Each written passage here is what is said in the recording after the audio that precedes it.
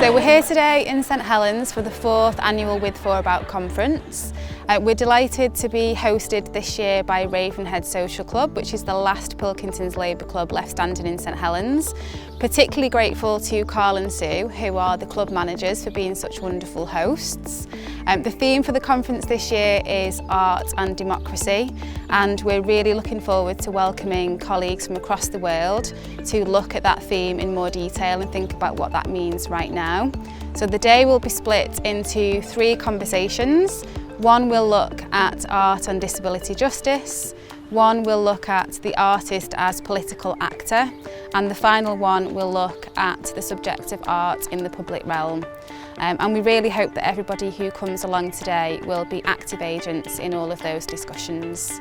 It's just been something that Patrick and I thought about right at the beginning of Heart of Glass. I've been working with him since then, and thinking about, how do people actually think about this work? How do we have time to think about this work and talk about this work rather than just rushing from one project to another?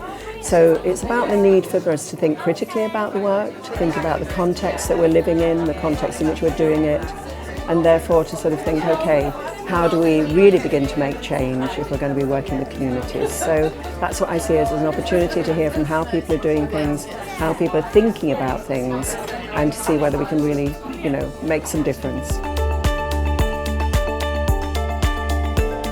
We're looking at considerations of tensions and possibilities that exist in the space between cultural producer and active citizenship.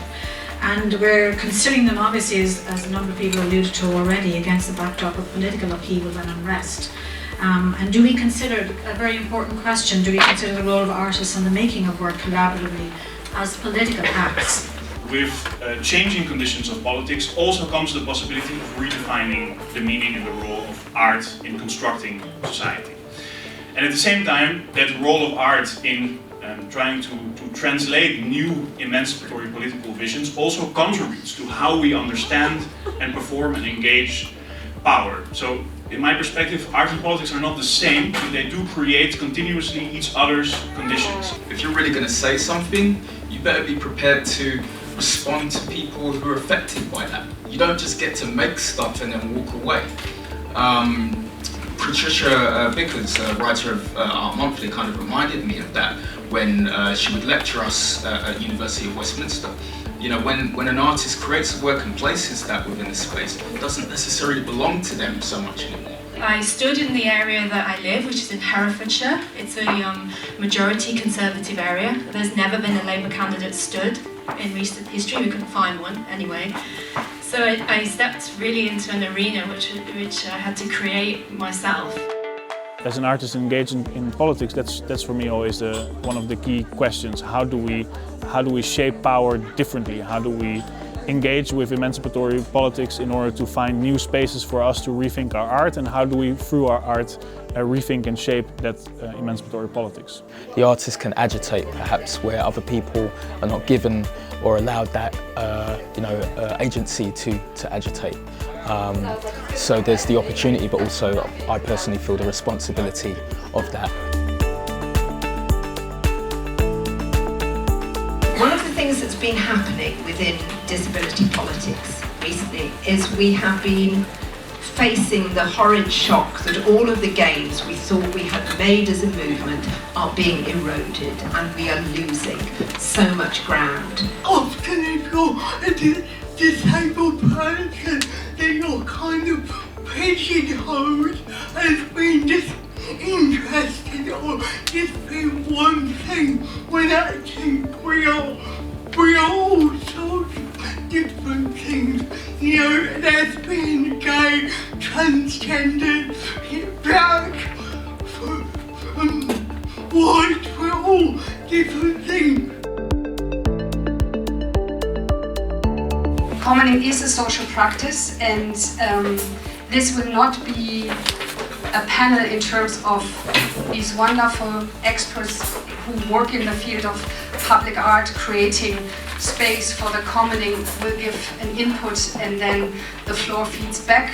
But we will use the next 90 minutes to practice commoning in a sense of sharing insights, sharing experiences of commoning, through storytelling or through sharing an insight and then directly going into a conversation.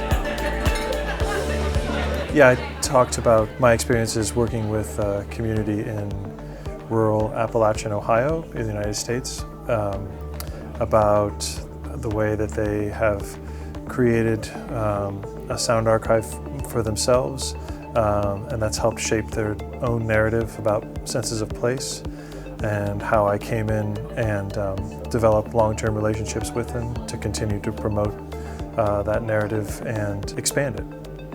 I think we're all after the same thing, right? Is to deeply interact with given communities and also to help give voice to marginalized people.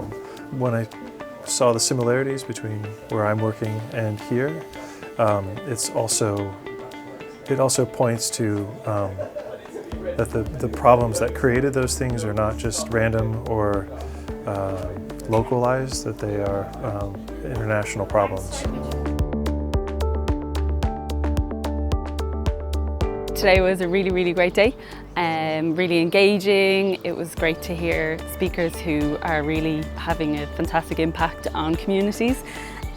So it was really great to be a part of the day. It's been a good day. I think possibly the highlight was hearing Heather Morrison talk about running for the council on behalf of the Labour Party as the first Labour Party candidate in North Herefordshire in possibly living memory, possibly since the dawn of time. As Brecht said, art is not a mirror with which to reflect the world, it is a hammer with which to shape it. And yeah, I think reflecting can be good, it's definitely got a place, but I'm kind of maybe more down the sort of the mallet end. I think it's really important for us to be connecting up with the other people who are doing this stuff, like Axisweb, like Heart of Glass, and to kind of build that movement, and particularly build that movement in the north. Yeah.